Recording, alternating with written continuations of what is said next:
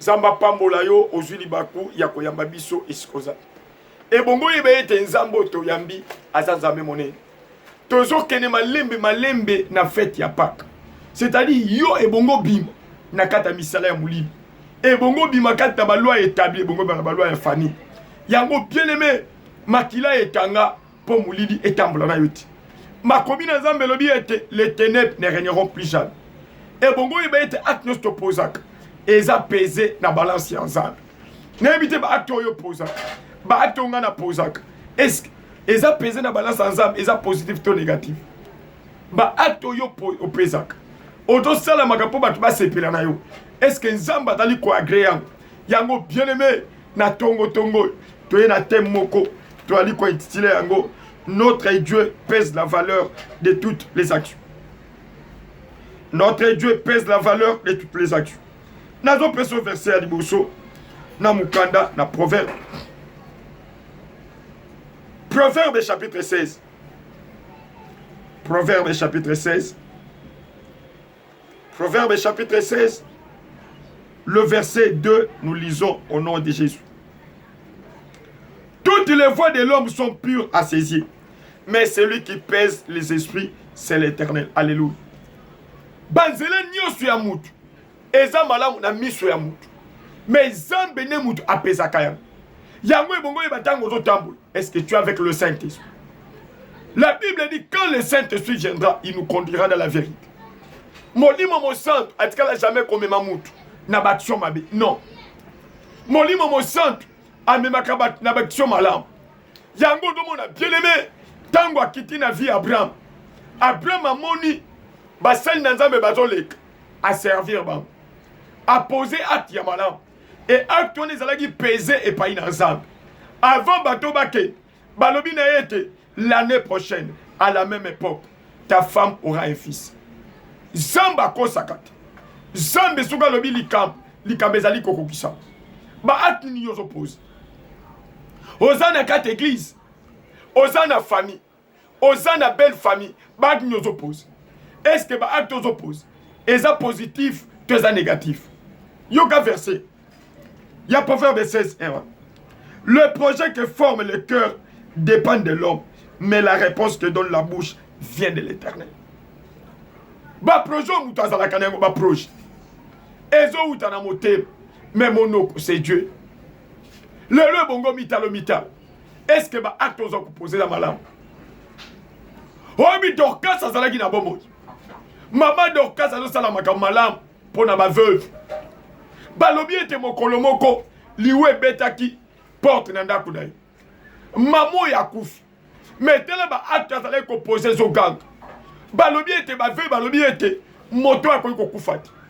Et maman ya zonga ki na bomo. Yaya, ce matin je voulais te dire en Dieu il y a les renouvellements. Ba acte nous allons composer na kata famille. Le loba te belé bien aimé. Apparemment bazan église mais bazan nzambit. O komo na za motema mabe koleka. Makambo azo sal, ça ne reflète même pas makambo ya bozambi. La Bible dit si quelqu'un est en Christ, il devient une nouvelle créature. Les choses anciennes doivent passer et toutes choses deviendront nouvelles.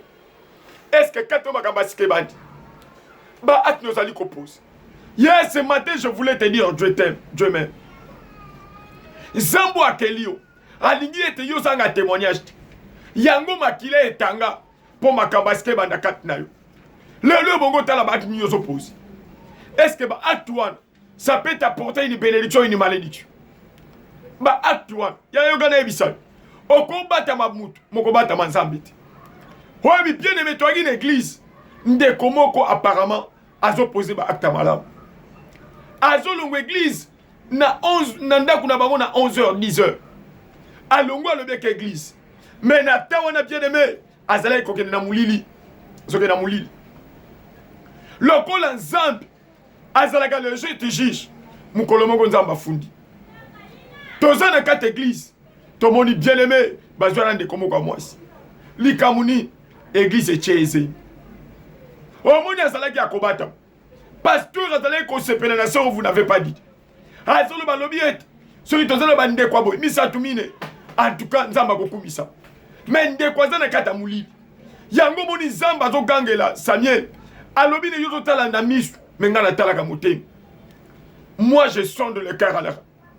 Nga ina tala ka parents. Yaya tangu baye o azuse une église. Église ko cha mutu semite. C'est que pasteur muta cheze. Bazo luka pasteur bien-aimé, bazo luka pasteur. Toi comme tolobi no pasteur aza ikamuni.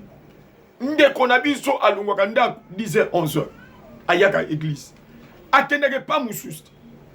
Mais to kamwe akomi na ze. Pendant que bazo babilo kwa pas pasteur alobi na ba kolabo tikanga na bi. Pas pasteur aye alobi na yebi sœur o. Mais sœur o akoma kan église nangonga 15h30 16h. Ce qui n'a qu'aussi. Le col de badaka que 17h yem ta combat église. Ba to babadi kotala.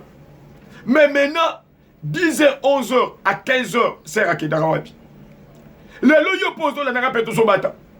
Tala babata baranzambeti. Nzamba mona ka fourmi ya mwintu. Likolo ya libanga ya mwintu na mulili. Pasteur ba nyo so pose. Peut-être tout le monde a combattu. Mais Dieu était fort. Zamba mona ka part. Zamba mona ka part. Ndé te ko comprendre que c'est Rwanda abandé ko sale kob. Mais azo couvrir en église. Yaya, sakane le ko me ko sakane église. Na to personne des inversés. So personne des inversés. Na mukana Esther. Na mukana Esther. Esther chapitre 6. Esther chapitre 6. Esther. Esther chapitre 6. Verset 1 à 11, nous lisons au nom de Jésus. Cette nuit-là, le roi ne put pas dormir et il se fit apporter les livres des annales. Les chroniques, on les lit devant le roi. Et l'on trouva écrit ce que Mardochée avait révélé au sujet de Bigtan et de Thérèse, les désigniques du roi, garde de ceux qui avaient voulu porter la main sur le roi Assuérus. Le roi dit, quelle marque de distinction et d'honneur Mardochée a-t-il réussi pour cela? Il n'a rien reçu, répondit ceux qui servaient le roi. Alors le roi dit, qui est dans la cour? Aman était venu dans la cour extérieure de la maison du roi pour demander au roi de faire pendre Mardochée au bois qu'il avait préparé pour lui. Le serviteur du roi lui répondit, c'est Aman qui se tient dans la cour, et le roi dit qu'il entre. Alléluia. Ndekonabiso Mardochée a posé qui acte ya malam a monaki ndeli complicité salama qui papa boma mokonzi. Balobi était à qui qu'on rapportait l'ikambouane. Et tant qu'on rapportait un mot bien-aimé, l'ikambouane est là qui vrai. Mais à cela qui récompensé. Yo kana ebisayo. Ko sala ka likambote pour ba récompenser. Zambende mutu a récompenser ka mutu. Balobi était Mardochée a ceux qui récompense mon côté. Mais comment qui mokolobo ya na tata moko na kombo na man motema mabe Aman. Aman a conspiré comment kokata Mardochée mutu. Yo kana ebiso. Mutu a posé ka ba acte malamu yaya ba acte negaga. Pendant ka do linga ko look kokata Mardochée mutu. Yaya bande ko ba yoki ya. Ba koteli yango prière. La Bible dit cette nuit là mokonza la lipombite. Ake ko fongola livre anal. Na yebite, est-ce que dans le livre souvenir combo neza? Est-ce que combo nangeza?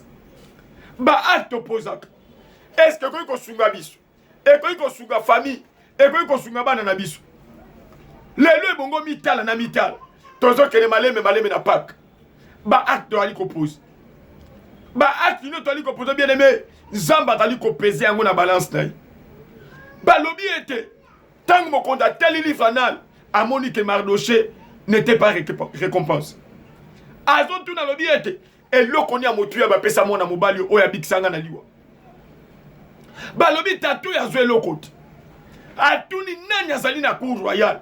Nzoka mutaki na cour royale mokolo wana ezalaki ndoki ya man. Azalaki koya poete asenga ba pendre Mardochée. Yaya motema no ezandeki. Makamuni ozo na motema na yo. Ozo luka kosala batu mabe yo kana ebisa yo. Nzamba zana bomoyi. Nzambo tozo bonde alala kate animbaka. Nzamba munda ka place pota munda kate. Balobi ete amana ye poete asenga nzela ba pendre Mardochée. Mokonda to tuna.